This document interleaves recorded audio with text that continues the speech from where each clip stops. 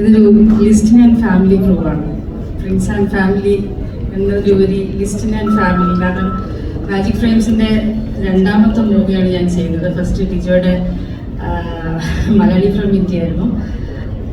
അപ്പം മുതൽ അറിയാവുന്ന ആൾക്കാരാണ് എല്ലാവരും. ബിൻജു ആണെങ്കിലും ഷാരിസ് ആണെങ്കിലും എല്ലാവരും അറിയാവുന്നവരാണ്. ജോണി ചേട്ടൻ്റെ കൂടെ കുറേ സിനിമ ചെയ്തു. പിന്നെ ദിലീപേട്ടൻ്റെ തുടക്കകാലം കൊണ്ട് ദിലീപേട്ടൻ അസോസിയേറ്റ് ആയിരിക്കുന്ന സമയം മുതലൊക്കെ ദിലീപേട്ടനെ അറിയാവുന്നതാണ്. ആ സൗഹൃദം കൊണ്ട് നടക്കുന്നതാണ്. മിസ്റ്റർ ബട്ട്ലർ കഴിഞ്ഞിട്ട് അഭിനയിച്ച സിനിമ ഇതാണ്. ഇത്രയും നാൾ നീണ്ട് ഒരു കാലം വേണ്ടി വന്നു വീണ്ടും ഒരുമിച്ച് അഭിനയിക്കാൻ. എന്തായാലും വളരെ സന്തോഷം.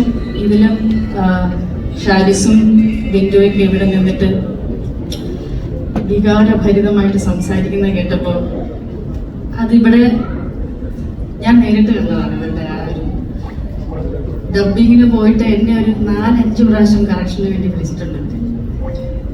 അവരുടെ ഓരോ ഷാരിസൊക്കെ ഞാൻ ഡബ് ചെയ്തുകൊണ്ടിരിക്കുമ്പോൾ കരയുന്ന കണ്ടിട്ടുണ്ട്.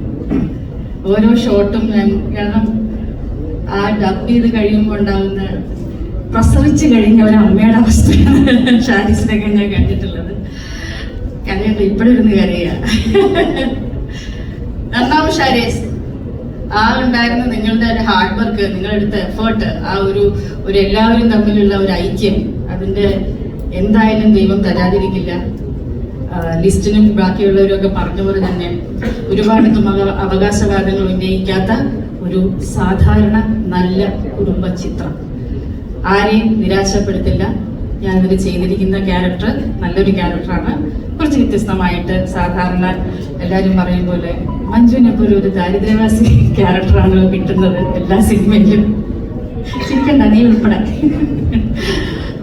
ഇതൊന്ന് വ്യത്യസ്തമായിട്ട് കുറച്ച് ദാരിദ്ര്യം ഉണ്ടെങ്കിലും കുറച്ച് ബോൾഡായിട്ടുള്ളൊരു നല്ല ക്യാരക്ടറാണ്.